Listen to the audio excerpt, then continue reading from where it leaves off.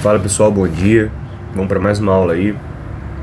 A aula de hoje vai ser sobre penal, processo penal, direito penal. Às vezes a gente vai falar um pouquinho sobre a LEP, Legislação de Execução Penal. Naquele modelo de sempre, flashcard, perguntas, algo mais dinâmico, direto ao ponto, sem firula. Eu vou pedir para você deixar um like, compartilhar com algum amigo que tem interesse em comum. E é isso, não vou enrolar muito não, vou direto para a aula. Deixa eu sair aqui.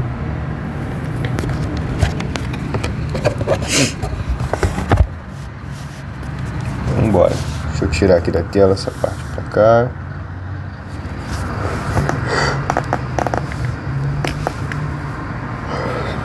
Olha a pergunta. Pessoa jurídica, né?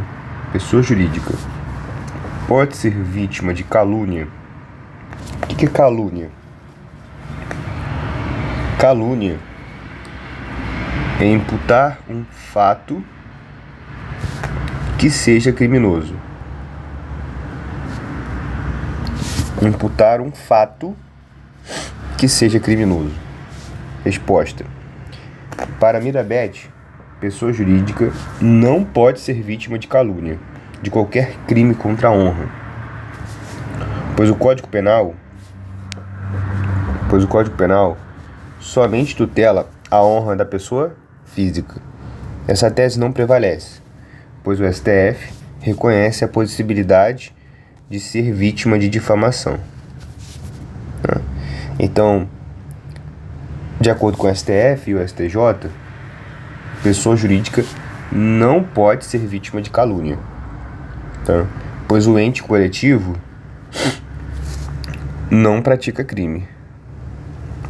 Mas o STF reconhece a possibilidade de ser vítima de difamação, tá?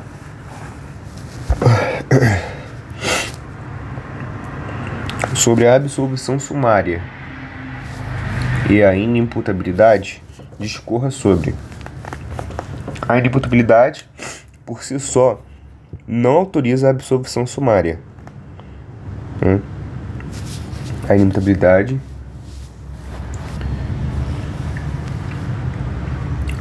por si só não autoriza a absolvição sumária. Se for a única tese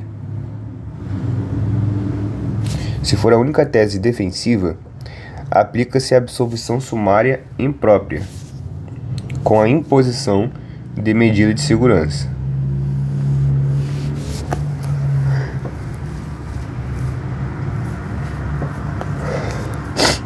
Se é alegada junta com outras teses, o caso vai ao plenário do júri. Cabe apelação contra a decisão de absolvição sumária. Isso aqui, essa teoria, ela é com base no artigo de lei, tá? E elas são bem objetiva. Porque, vamos imaginar um crime contra a vida. Crime contra a vida, que vai a júri. Você pode fazer duas defesas preliminares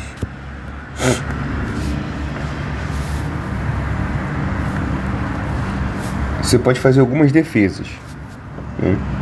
Uma delas, você pode alegar a inimputabilidade,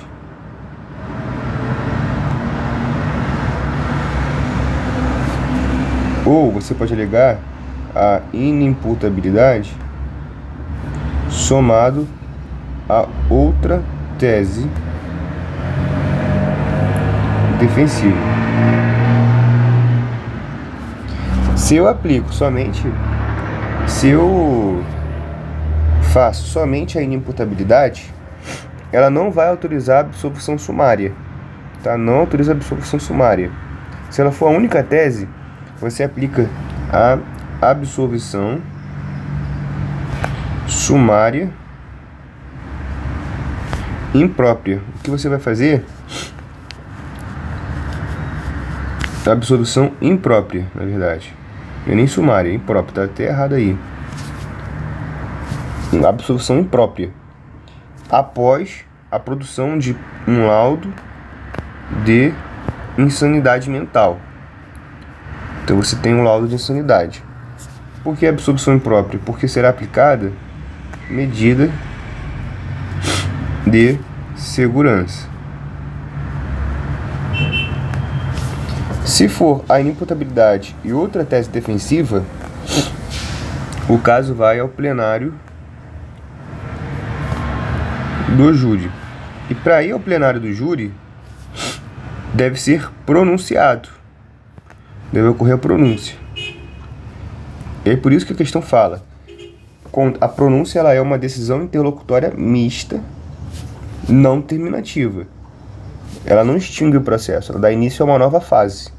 Ela é uma decisão interlocutória mista, não terminativa. Ela faz coisa julgada formal e não material. Cabe contra a pronúncia, reze. Contra a decisão de pronúncia, cabe reze. E a impronúncia? A impronúncia é uma decisão interlocutória mista terminativa. Também faz apenas coisa julgada formal. Contra a impronúncia cabe apelação. Tá? Cabe apelação. Tem até um macete para decorar, porque o impronúncia começa com I, uma vogal. Então cabe a apelação, que é outra vogal que começa com outra vogal. Pronúncia começa com P, uma consoante. Então cabe reze. Fato é que a pronúncia é uma decisão interlocutória mista, não terminativa. Faz apenas coisa julgada formal. E a impronúncia ela é terminativa e faz coisa também julgada formal. Isso já fica em questão. Então, essas definições de pronúncia e de impronúncia caem em questão. Essa questão de ter uma outra tese defensiva com a inimputabilidade, levando a plenário do júri e a pronúncia cai em questão. Essa questão de ter somente a inimputabilidade, levando a consequência da absolvição sumária e a medida de segurança, produção de laudo de insanidade, tudo isso também já vi cair em questão. Tá?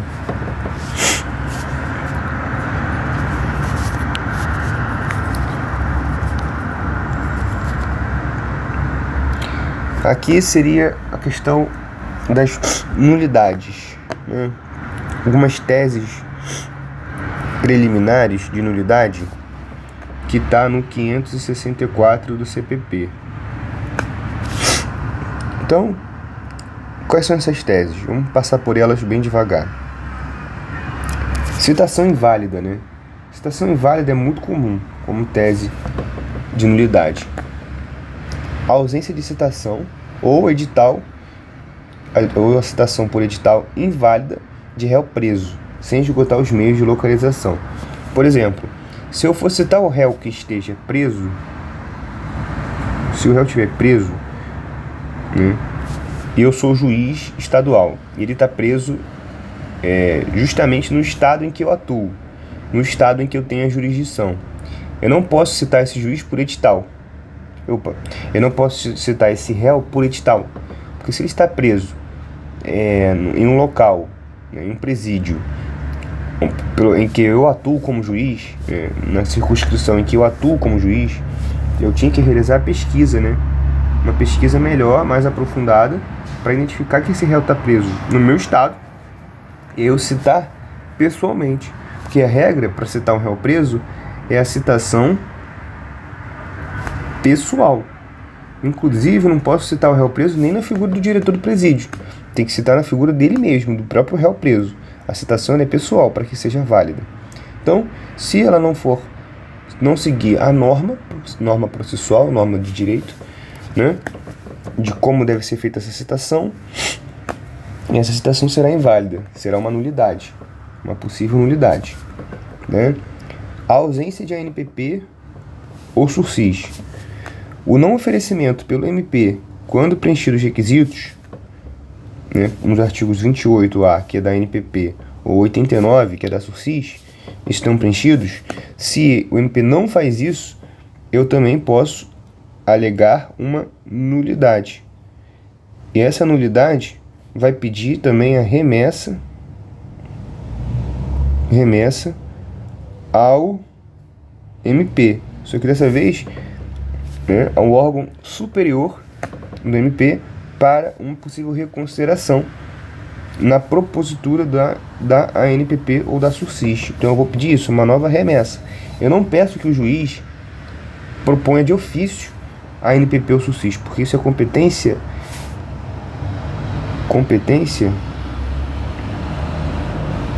do MP. O que eu vou pedir é a remessa dos autos ao órgão superior do MP para que ele faça a propositura, para que ele faça o oferecimento. Tá? Próximo. Incompetência ou falta de fundamentação. Juízo sem atribuição, né? Ratione loci ou matéria e decisões não fundamentadas. Então, a gente pode falar, o juiz, ele pode não ter competência, né? Então, ó, ausência de competência para aquela situação, e isso implica uma nulidade processual, tá? Ou decisões não fundamentadas, muito comum, tá? Isso aqui é muito comum, decisões não fundamentadas. São decisões abstratas que são fundamentadas de forma genérica, né? A gente pode alegar o artigo 93, inciso 9 da CF. Muito comum aparecer decisões não fundamentadas, decisões que de fato o juiz apenas fez um copia-cola, não fundamentou, né? Prova ilícita. A prova ilícita, ela implica no desentranhamento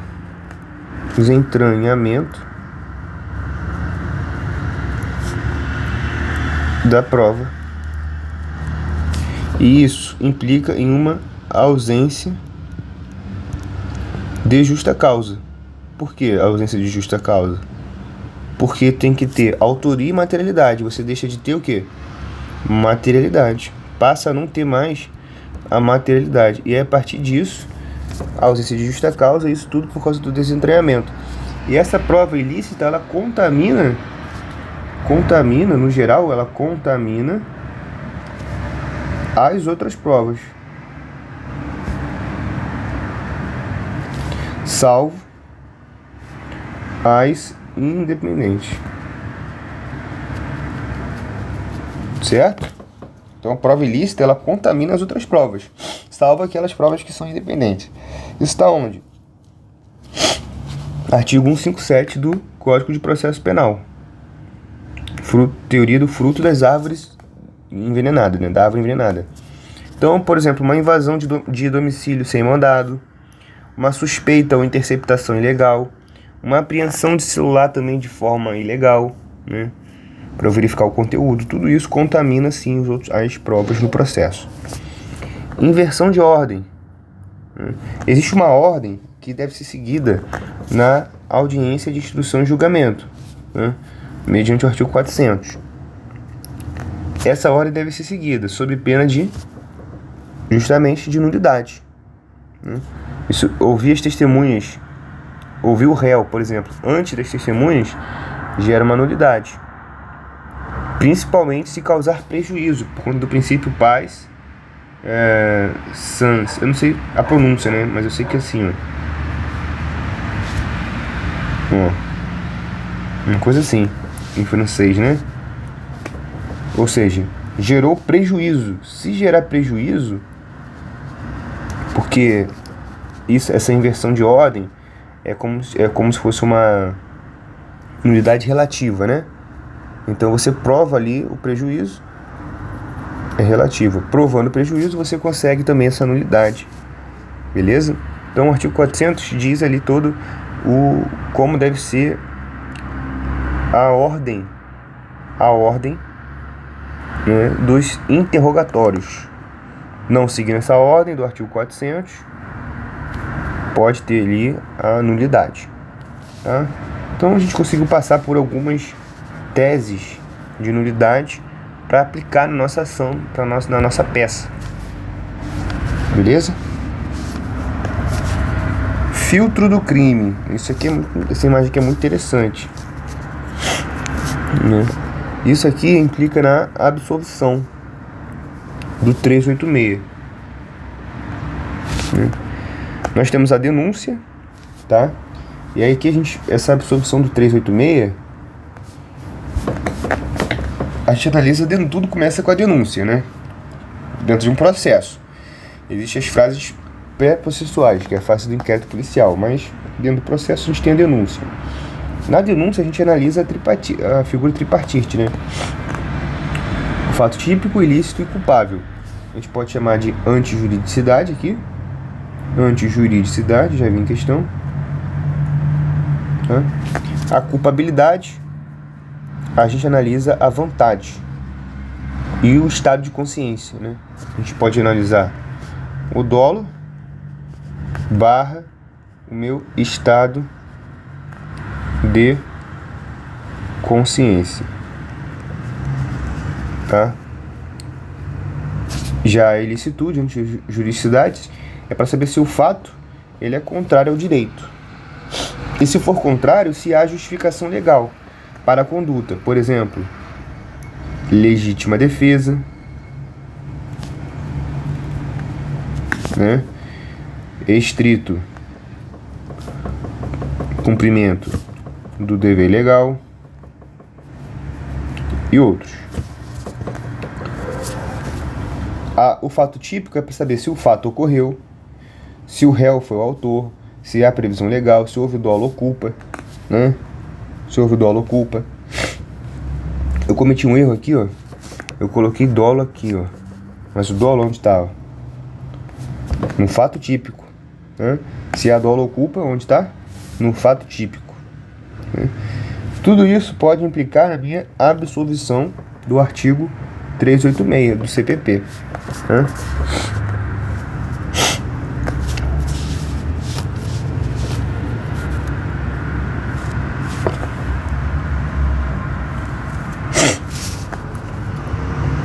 Então, ilicitude versus culpabilidade. A ilicitude, a gente pode cometer um ato que seja típico, mas ao mesmo tempo não tenha ilicitude, porque ele foi abarcado por institutos que afastam a ilicitude. Isso está onde? No artigo 23. A legítima defesa, que é uma repulsa moderada de agressão injusta, atual ou iminente. Tá? Então a repulsa ela é moderada, ela é contra a agressão que seja injusta, atual ou iminente. Estado de necessidade. Estado de necessidade é um sacrifício razoável para salvar direito próprio ou alheio de perigo atual. Estrito cumprimento / exercício regular. Conduta amparada por lei / ou direito reconhecido. Tá? Então, temos esses institutos que afastam a ilicitude. E nós temos institutos que afastam a culpabilidade, né, onde a gente teria a isenção de pena. Mas é possível aplicar ainda a medida de segurança, porque não seria uma absolvição comum. Seria o que a gente chama de absolvição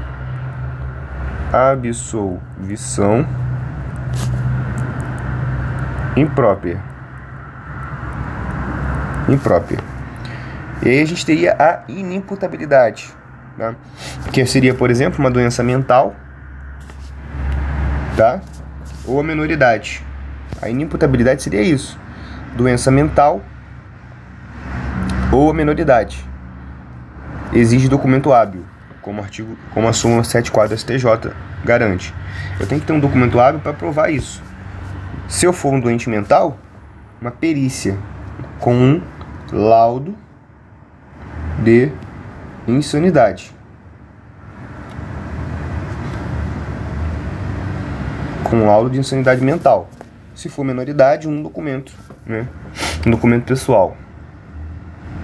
Erro de proibição. A gente acredita erroneamente, que a conduta ela é permitida por lei, tá? Ele acredita que a conduta é permitida por lei. Se inevitável,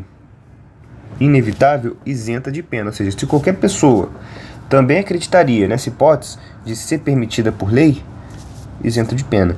Existe também a coação moral. Pô, merda, deixa eu voltar aqui, peraí. Pronto, voltei. Agora já tá tudo desmarcado, né? Deixa eu tirar aqui. Mas a gente tava no final já, só vou comentar, ó.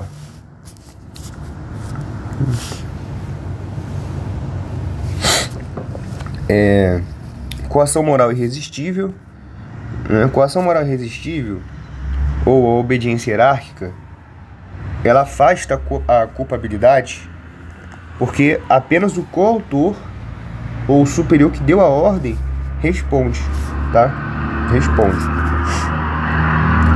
Na medida de sua culpabilidade, observando também a razoabilidade e a proporcionalidade, né? Tem uma análise casuística aí forte, né, até chegar nessa conclusão de que apenas o coautor ou superior responderia, né?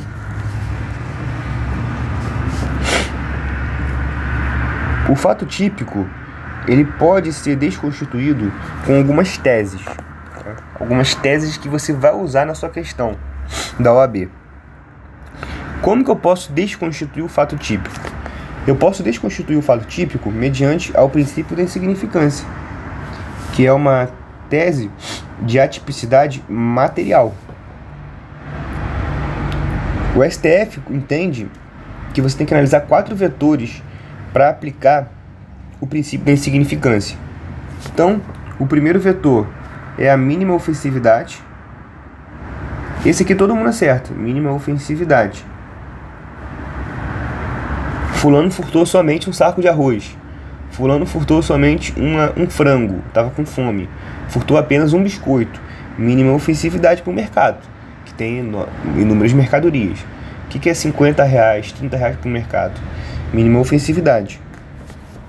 Segundo, nenhuma periculosidade. Veja, o furto também se enquadra. Ele não ameaçou, não agrediu, não colocou arma na cabeça de ninguém. Apenas pegou de forma furtiva, né, e tentou pegar a comida. Zero periculosidade. Terceiro, reduzida reprovabilidade. Veja, o cara que furta para comer, se você perguntar para a sociedade, a reprovabilidade desse fato é muito baixa. Vai ter gente que vai concordar e vai achar que ele não deve ser preso, que ele deve ser, na verdade, tratado, ter assistência social. O município precisa abraçá-lo, né, acolhê-lo. A estrutura do município, do estado, deve fornecer elementos suficientes para que ele não passe mais necessidade. Então, reduzida reprovabilidade. E a quarta, inexpressiva lesão.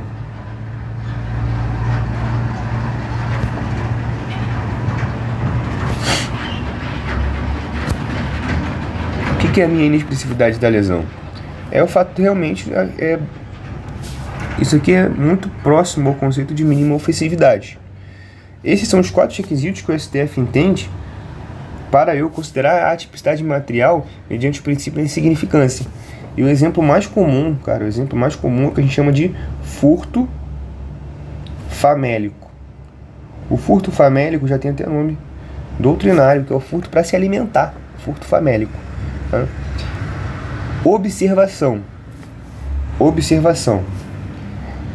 O princípio da insignificância, ele é inaplicável contra a administração pública. Mesmo que tenha os requisitos da mínima ofensividade, da periculosidade baixa, da reprovabilidade baixa e da inexpressividade da lesão, se for um crime contra a administração pública, né? Por exemplo, um crime contra a administração pública, peculato. O peculato é como se fosse um furto, só que dentro da administração pública. Vamos imaginar que eu, como servidor, furtei um notebook da administração, né? Se eu furtei o notebook da administração pública, eu cometi um peculato, a gente chama de peculato furto. Se eu cometi o peculato furto, né, sou servidor público, furtei o notebook, veja, o que é o orçamento do município? É enorme, então o notebook não é nem 1% do orçamento da administração pública. Mas como foi um crime contra a administração pública, é inaplicável o princípio da atipicidade, o princípio da insignificância, né? Mas isso dificilmente vai cair na sua... Pode cair na OAB, pode. Mas como você vai ter que fazer a peça defensiva, dificilmente você vai usar isso. O que você vai usar é isso aqui, ó. Mínima ofensividade, nenhuma periculosidade. Então a gente pode até fazer alguma mnemônica chamada de PROL, ó, mnemônica PROL. Quando você pensar em princípio da insignificância, você vai lembrar da mnemônica PROL. Por que mnemônica PROL? Primeiro, periculosidade é um dos critérios. Outro critério, reprovabilidade. Outro critério, ofensividade. E o outro é lesão. E aí é tudo, ó, baixa lesão, baixa ofensividade, baixa reprovabilidade e baixa periculosidade. Tá? São o PROL. O PROL é o que a gente entende como requisitos para a atipicidade material. Beleza? Beleza, já avançamos bastante nisso. Vamos agora para erro do tipo. Erro do tipo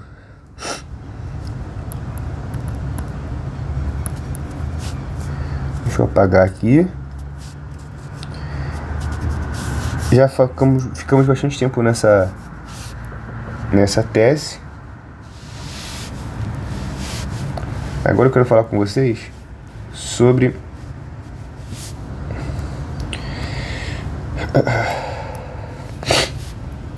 erro do tipo. Erro de tipo, cara, tá lá no artigo 20 do Código Penal. E ele ocorre quando há um desconhecimento sobre o elemento essencial do tipo, né? O erro de tipo mais comum, eu não vou falar tudo sobre erro de tipo aqui, tem uma aula só para isso. Mas o que eu gosto de falar é o erro de tipo putativo, que é o que a gente chama de legítima defesa putativa. A legítima defesa putativa é o melhor exemplo de erro de tipo, já que costuma, porque não é o melhor, mas é o que mais costuma aparecer em prova. Por exemplo, eu estou no trânsito dirigindo meu carro com o meu filho ao lado. Um motoboy começa a me acelerar no trânsito, bater no meu carro, me perseguir. Em determinado momento, ele estava retirando o celular da cintura, só que parece que ele está retirando uma pistola. Quando eu vejo esse movimento, após esse contexto de perseguição, eu acredito que aquilo ali se tratava de uma arma. Dessa forma, eu jogo meu carro em cima do cara e mato o motoboy. Ao matar o motoboy, eu viro para o carro, presto socorro, ligo para a polícia, ligo para a ambulância, ligo para todo mundo, presto socorro, não fujo do local. Quando chega, eu verifico que aquilo ali não era uma arma, era uma pistola. Eu informo isso no inquérito policial, nos termos de declaração. Informo isso para o delegado. Bom, nesse caso, a gente estaria diante de um desconhecimento sobre um elemento essencial do tipo, né? Eu acredito estar agindo em legítima defesa, só que é putativa porque houve ali um erro essencial. E esse erro essencial a gente chama de erro que é inexcusável. Por que é inexcusável? Porque qualquer um também cometeria esse erro, acreditando se tratar de uma arma. E aí ele comete a legítima defesa putativa, né? Ou seja, exclui o dolo e exclui a culpa, né? Porque é um erro putativo, uma legítima defesa putativa. Incide sobre o erro de tipo, no artigo 20, um elemento essencial do tipo, né? Porque embora matar alguém seja um fato típico, existem as excludentes de ilicitude, que é justamente a legítima defesa, né? E eu acredito estar agindo amparado pelo Instituto da Legítima Defesa, por conta de um elemento essencial do tipo, do fato, da ação, né? Um erro inexcusável, legítima defesa putativa. Então isso é muito comum aparecer como tese defensiva. Artigo 20, tá? Não esqueça disso, artigo 20. Desistência e arrependimento, muito comum também. A desistência, ela ocorre antes do ato se consumar, então tem que ser antes da consumação, e além de ser antes da consumação, é um ato volitivo, é um ato voluntário. Eu não quero mais praticar, ele desiste ou impede o resultado, tá? De forma voluntária. Então, por exemplo, e aí ele responde apenas pelos atos já praticados, né? Responde apenas pelos atos já praticados. Por exemplo, eu sou servidor público, decido praticar o peculato furto. Novamente pego o computador, levo para minha casa. Quando eu tô saindo da estrutura, eu olho para aquilo e antes de sair do prédio da administração pública eu me arrependo. Eu retomo a minha sala sem sair do prédio e eu reestabeleço o notebook na minha escrivaninha, como sempre. Não furto o material. Bom, nesse caso houve o ato de consumação, ele não aconteceu, né? E a desistência ela foi voluntária, no sentido de que eu devolvi o objeto. Eu sei que alguns devem estar provavelmente questionando a questão da consumação. Será que aconteceu ou não? Bom, isso aí poderia entrar num debate, tá? Porque, por exemplo, se eu pego algo de forma furtiva no supermercado, eu coloco no bolso e o segurança me captura, aquilo ali já é um ato consumado, por exemplo. Eu já furtei. Alguns tribunais entendem que sim, outros entendem que não. Enfim, não quero entrar nesse debate. O que eu quero que você entenda é o seguinte, que antes da consumação, por um ato voluntário, eu pratiquei a desistência voluntária, excluindo a tipicidade, e eu respondo apenas pelos atos já praticados. Só isso. É só isso. E existe a teoria do crime impossível, que não é uma teoria, está tipificado no artigo 17, ocorre quando há uma impropriedade absoluta do objeto ou uma ineficácia absoluta do meio. Tentaram matar alguém com um tomate. Não tem como, tomate não é perfurante, né? Não posso espetar alguém com tomate, nesse sentido, né? Então, há uma impropriedade absoluta do objeto ou uma ineficácia absoluta do meio. A mesma coisa do objeto, o pessoal usa muito isso aqui, relaciona muito ao crime de moeda falsa. Veja, se a moeda falsa, o crime de moeda falsa, se a moeda estiver claramente, aquilo ali demonstra que ela foi falsificada, é uma falsificação bizarra, uma falsificação muito ruim, a gente pode alegar a impropriedade absoluta do objeto. Crime impossível, artigo 17, tá? Atenção! Preparação de flagrante pela polícia torna impossível, tá? Impossível, torna crime impossível. Súmula 145 do STF. Preparação de flagrante pela polícia torna o crime impossível. Preparação de flagrante pela polícia torna o crime impossível, tá? Temos aí teses alternativas. Se a absolvição for inatingível, neutralize o dano, alterando a tipificação penal. Aí a gente vai pelo caminho da desclassificação penal. A gente pega um ilícito menor, né? Por exemplo, teve uma questão da OAB que falava que era o seguinte, que vou dar um exemplo aqui, que nomes genéricos, tá? Tô inventando aqui os nomes. Vamos lá. Pedro queria matar Alberto. Alberto tinha 50 anos. 50 anos, tá? Quando ele atirou em Alberto, ele acertou por um erro de execução Caio, que era uma criança de 12 anos. Desculpa. Perdão. Ele acertou uma criança de 12 anos e matou Caio. Homicídio contra Caio. Como matou Caio, o Ministério Público denunciou Tá brabo, hein? O Ministério Público denunciou como homicídio qualificado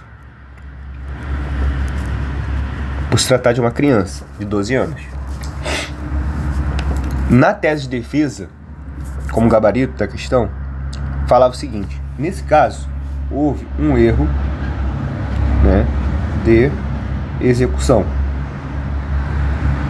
Quando há esse tipo de erro de execução, a gente chama de quê?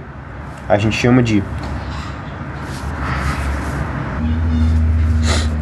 Então, quando há erro na execução, a gente tem o meu aberratio criminis.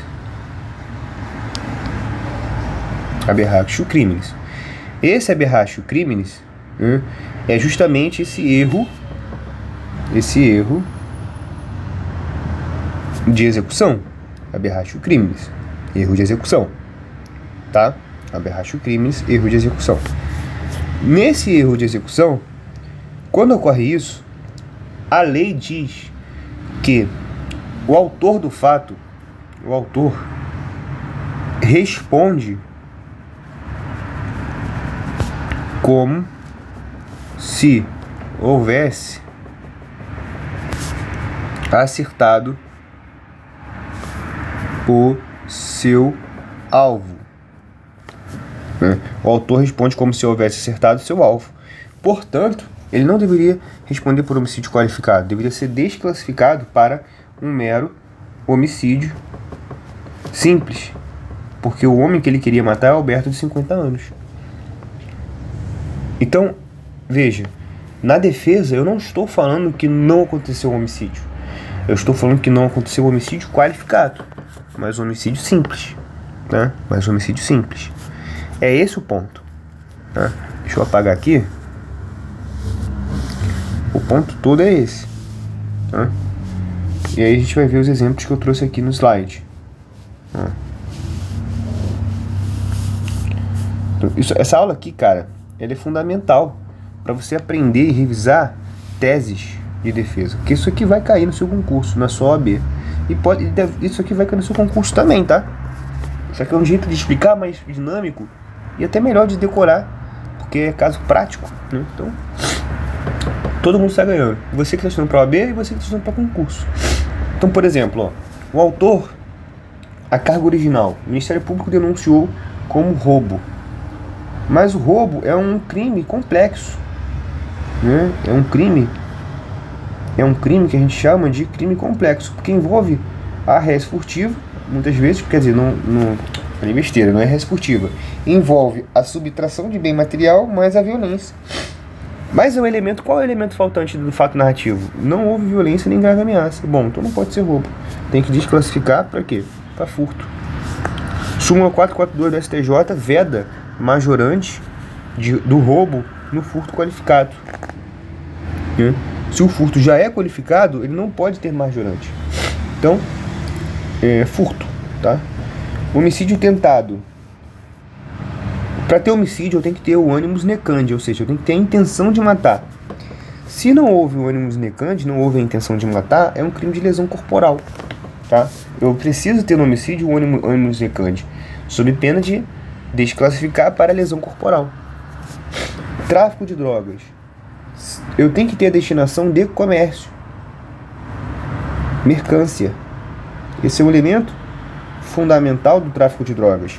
Se for uma destinação para consumo pessoal, é uso próprio, né? É uma contravenção penal. É uma contravenção penal. Está na lei de contravenção penal. Não é crime. Contravenção penal não é crime, tá? Então, veja, eu não estou negando o fato. Eu estou apenas falando que há um elemento faltante o que motiva a desclassificação, tá? Tranquilo? Fácil, né? Bom, agora a gente vai tratar sobre o artigo 107 do Código Penal, muito comum também. Normalmente são os preliminares, é uma tese preliminar, é a primeira linha de defesa processual. Se é acolhido, o processo morre logo ali, né? Morre logo aqui. Então, o que é? A prescrição é a minha perda do direito de punir do Estado pelo decurso do tempo. Então, eu perco o direito de punir pelo decurso do tempo, né? Gatilho: analisar a pena máxima em abstrato e a pena concreta aplicada após o trânsito em julgado. São momentos diferentes. Eu tenho a prescrição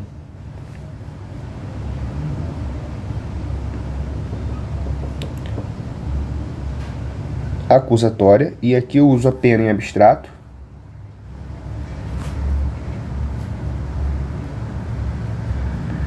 E eu tenho a prescrição da pretensão executiva, que utiliza, aqui a gente chama pena em abstrato ou pena cominada, são sinônimos. Aqui a gente usa a pena aplicada. Aplicada é a pena do caso concreto mesmo, tá? E isso eu utilizo com base no artigo 109. No artigo 109 do Código Penal, que lá tem os prazos prescricionais da prescrição. Então, exaurido aquele prazo, né, ocorre a extinção do processo. A prescrição ela é muito boa para o réu. É muito boa para o réu. Tá? Então, prescrição. A decadência, por outro lado, é a perda do direito da ação penal privada. Tá? É a perda do direito da ação penal privada. E a decadência, a gente sabe que tem prazo de 6 meses, contados do conhecimento de quem é o autor do crime. Eu conheci o autor do crime, localizei e descobri quem é o autor do crime. Então tá aí, ó, autor do crime localizado. Autor do crime localizado. Inicia-se assim o prazo de 6 meses. Quando não cumprido, ocorre a decadência. Certo? E a perepção é um desleixo, é uma imperícia. É um desleixo, uma inércia do querelante na ação penal privada exclusiva. Por exemplo, abandonar por mais de 30 dias, ausência injustificada, morte sem sucessor, tudo isso causa a perepção e o processo morre também. Então são o quadro da prescrição, decadência e perepção. Ação privada também, muito comum em ação penal privada, aqui já é ação penal pública, mas também cai na ação penal privada. Tudo isso é matéria de ordem pública. Ordem pública. Sendo matéria de ordem pública, pode ser suscitada de ofício pelo juiz.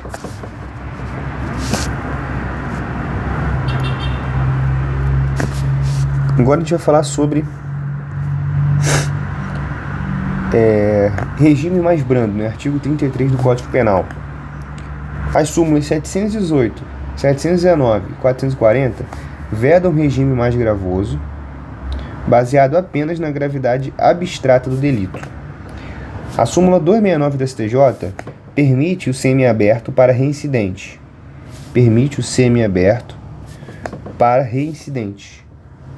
Cuja pena seja menor ou igual a 4 anos e tenha circunstâncias favoráveis. Substituição por restritiva de direito. Artigo 44. Não cabe nos crimes de VDM. Não cabe. Requisito. A pena tem que ser menor que 4 anos, não deve ter violência ou grave ameaça e deve ter circunstâncias favoráveis. No artigo 59 do Código Penal. Inadmissível fixar pena substitutiva como condição especial ao regime aberto. Sursis e liberdade. Artigo 77 e 312 do Código de Processo Penal. Sursis é um benefício residual se o artigo 44 não couber, ou seja, substituição restritiva. Então, primeiro a gente tenta a PRD, pena restritiva de direito. Se não couber, a gente vai para sursis, que é algo residual, cuja pena tem que ser menor ou igual a 2 anos. Menor ou igual a 2 anos. Recorrer em liberdade, pleitear sempre, demonstrando a ausência de periculum libertatis. Porque para eu manter alguém preso em prisão preventiva, tenho que ir no 312 do CPP. Aí a gente tem o fumus comissi delicti e tem o periculum libertatis. Tá? Que são 2 requisitos para manter alguém preso na prisão preventiva. Então, primeiro a gente tenta uma PRD, artigo 44. Não cabendo, a gente vai para sursis, artigo 77. Tá? É assim que funciona. tá? E o regime mais brando, artigo 33.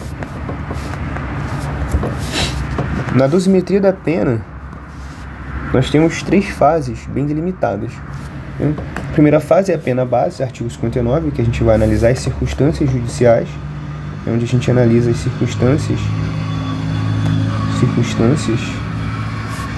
judiciais, tá? Então você tem que fixar no mínimo legal, via circunstâncias judiciais favoráveis. A súmula 44 do STJ, vedado usar inquéritos ou ações em curso para agravar, em homenagem ao princípio do indúbio pro réu. Então eu não posso usar ações ou inquéritos em curso para agravar a fixação do mínimo legal. Segunda fase é a pena intermediária, artigo 61 e 65 do Código Penal. Aí a gente tem a questão das atenuantes e das agravantes. Atenuantes e as agravantes, né? Então, minoridade, confissão, né? Afastar as agravantes, a gente pensa no bis in idem. Atenuante, né? Súmula 231, não reduz abaixo do mínimo legal, porque o mínimo legal deve ser obedecido aqui na primeira fase, iria ser contrário à primeira fase, que é a pena base. E a pena definitiva, que é a terceira e última fase, né? A pena definitiva, que é a terceira e última fase, onde a gente aplica as majorantes e as minorantes.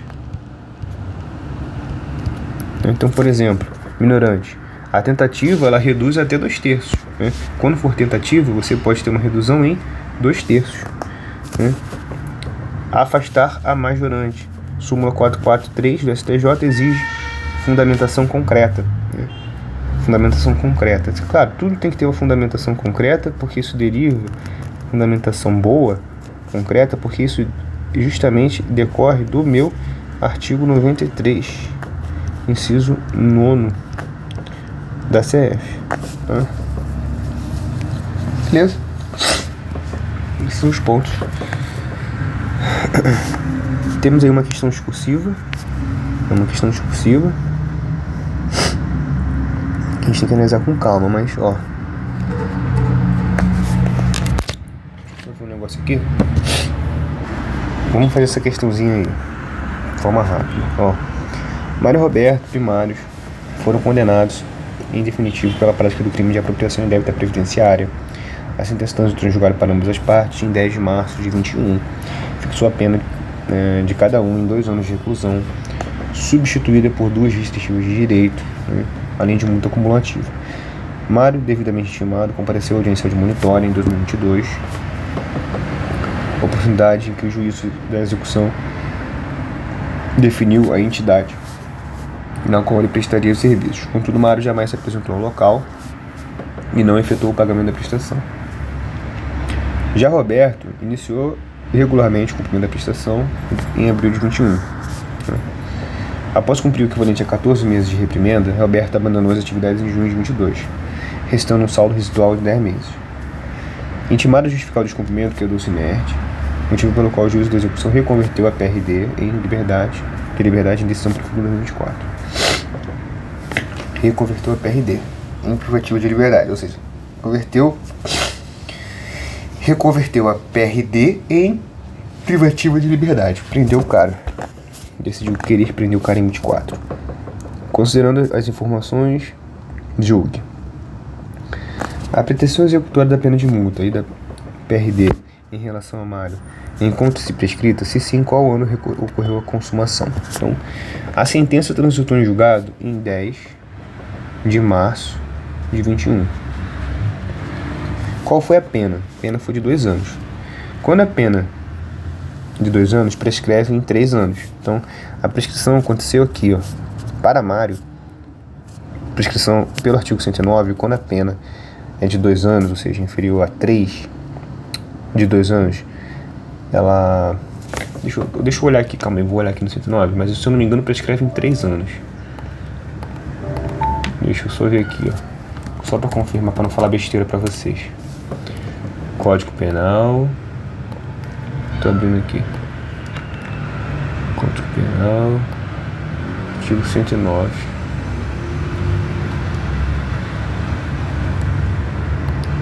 Artigo 109, ó. Prescreve em 3 anos se o máximo da pena é inferior a 1, né?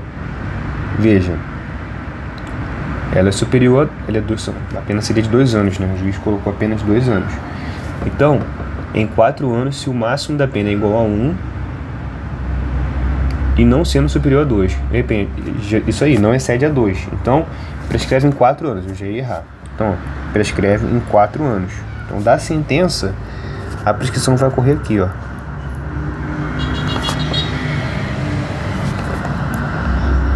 Vai ocorrer aqui, ó. 21 mais 4, 25.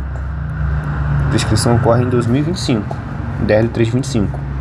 Ele foi para a audiência admonitória em 2022. Mas isso não impacta no cálculo da prescrição. Não impacta no cálculo da prescrição. Continua correndo os 4 anos. Então, a pretensão executória da pena de multa ou da PRD em relação a Mário encontra-se prescrito? Sim, hoje é 2025, 22/6/2025. Então, hoje encontra-se prescrito.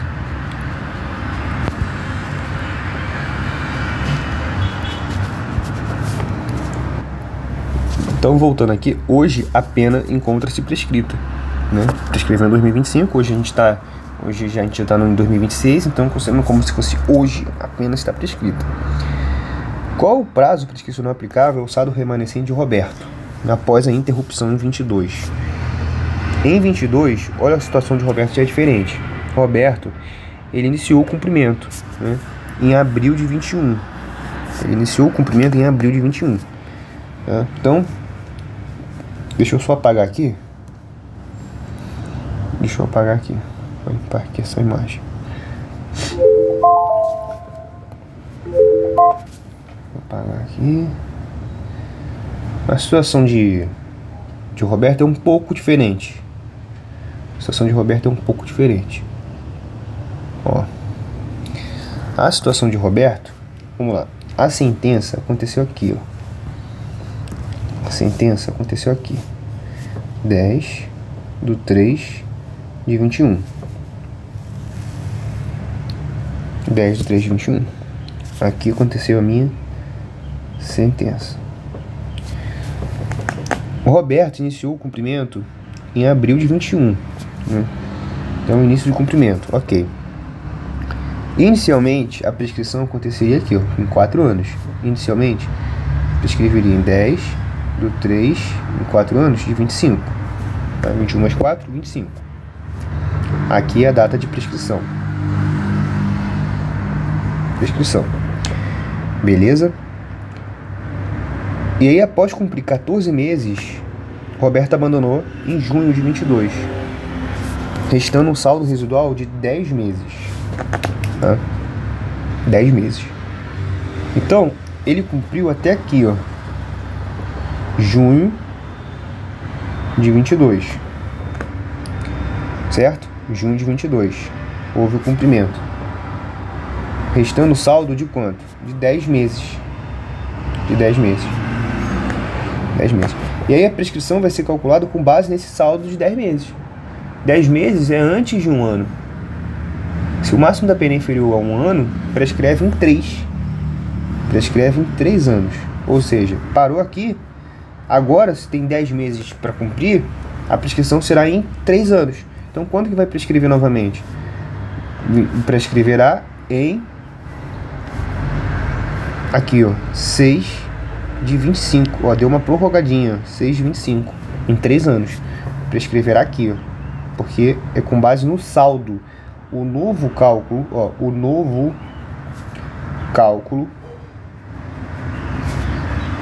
prescricional será com base no saldo de pena, ou seja, prescreverá em junho de 25. Hoje já está prescrito, né? Qual é o prazo prescricional aplicável ao saldo remanescente de Roberto após a interrupção de 22? O novo prazo é esse aqui, ó, 6/25. A pretensão executória estatal foi atingida em relação a ele? Sim, também foi. Tá? Vamos ver o gabarito? Ó. A situação 1, bem tranquila, né? Preciso nem falar. Na situação 2 é um pouco mais delicado, mas é o que costuma cair. Ó, o prazo prescricional aplicável ao saldo remanescente permanece sendo de 4 anos. E a petição executória estatal não foi atingida pela prescrição. Sua consumação ocorrerá em junho de 26, como a gente calculou. Ó, junho de 26, ó. Junho de 26, ué. Peraí, aconteceu algum erro aqui. Vamos lá. O artigo 113 dispõe que no caso de evasão, né? No caso de evasão, deixa eu apagar aqui tudo porque acho que houve algum erro.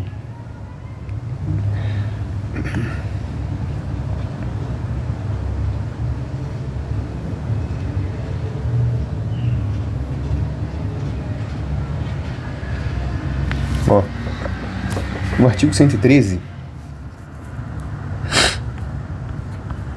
o artigo 113 do Código Penal dispõe que no caso de evasão do condenado, a prescrição passa a ser regulada pelo tempo que resta a pena, do saldo. Ok. Se aplicado de forma literal isolada, como faltavam de 10 meses, o prazo prescreverá, não decairia, mas prescreveria em 3 anos. Todavia, a jurisprudência foi o que a gente fez. Tá? A gente fez exatamente isso. Mas a jurisprudência consolidada do STJ adota uma interpretação estritiva do 113, fixando a tese de que o cálculo da prescrição pela pena residual limita-se estritamente às hipóteses de evasão e de revogação de livramento condicional, instituto umbilicalmente ligado à pena de privativa de liberdade originária. No descumprimento de pena alternativa, PRD, o prazo prescricional permanece inalterado, calculado sobre a totalidade da pena fixada. Se foram 2 anos, o prazo permanece de 4 anos, mesmo após a decisão de reconversão. Então, a contagem do prazo. O início foi em abril de 21. Interrompeu o curso da prescrição, né? Então, zera. Interromper é zerar. É começar do início. De novo. Com o abandono e a consequente interrupção em junho de 22, o prazo de 4 anos começou a correr novamente do zero. Portanto, o Estado tem até junho de 26 para executar a pena convertida para de Roberto, razão pela qual a proteção continua rígida. Então, a jurisprudência do STJ, para os casos de fuga, né, e de revogação do livramento condicional, fuga principal, o prazo ele permanece rígido ao início e não ocorre a contagem,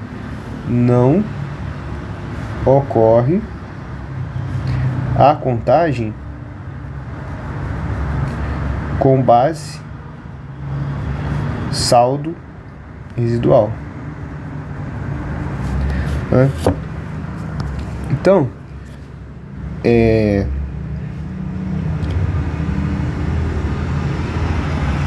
a aplicação restritiva do artigo 113 do Código Penal pelo STJ, explicitando que o descumprimento de PRD não reduz o prazo prescricional pelo saldo residual. Se a gente descumprir o PRD, eu não vou utilizar o saldo residual.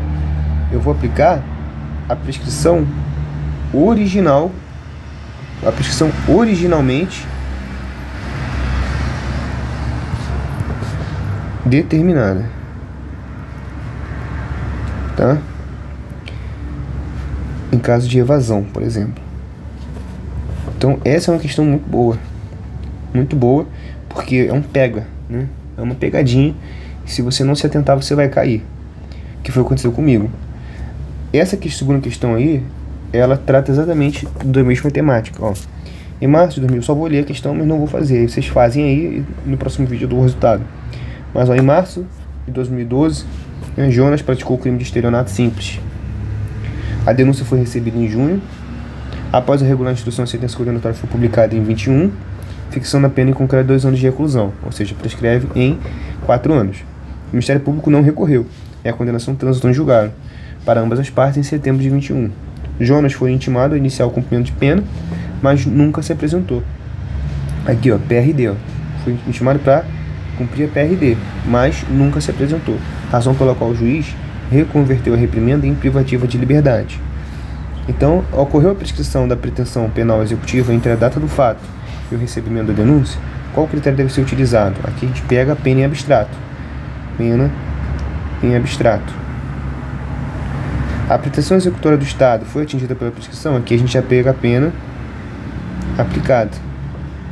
Veja, ele nunca cumpriu o PRD. Se ele nunca cumpriu o PRD, o prazo está rígido de 4 anos. Então, a gente vai fazer o cálculo depois. Vou encerrar a aula aqui, tá? Já deixo meus agradecimentos a todos que assistiram até o momento. Isso aqui é uma aula muito boa para revisar. Você vê que eu cometo alguns erros ao longo da própria aula. E esses erros que eu cometo, você também poderia ter cometido. Então você acaba aprendendo comigo, né? E junto comigo, né? Ficando alguma dúvida, pode perguntar, pode deixar um comentário aí abaixo, tá? Espero ter ajudado vocês. Grande abraço. Não deixe de dar seu like, então dá uma curtida, curte aí o vídeo, deixe um comentário e compartilhe, cara. Compartilhe porque isso me ajuda muito. Bom?